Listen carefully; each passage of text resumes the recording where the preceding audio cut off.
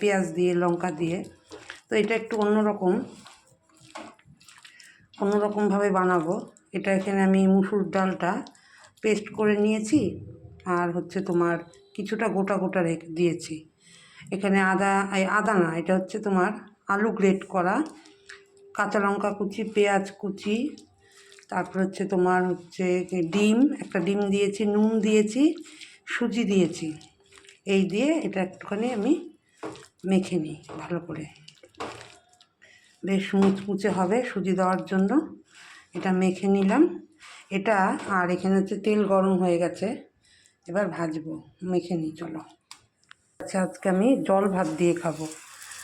আজকে জল ভাত খাবো ঠিক করেছি, তা ভাবলাম কি যে চলো এইটা বড়া দিয়ে, ডালের বড়া দিয়ে ভাতটা খাবো আজকে। 4টে করে নিলাম।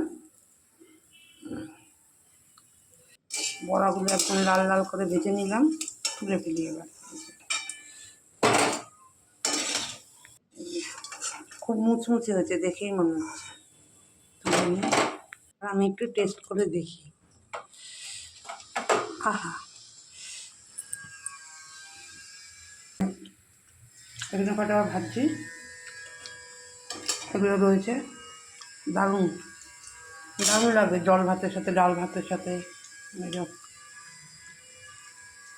আজকে দুপুরবেলা ঠিক করেছিলাম জল ভাত খাবো, তো জল ভাতটা খাবো কী দিয়ে?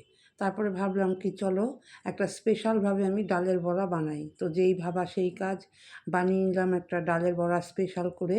তো ডালের বড়াটা বানানোর সাথে সাথে গরম গরম একদম নিয়ে নিলাম 4টে, আর সাথে জল ভাত।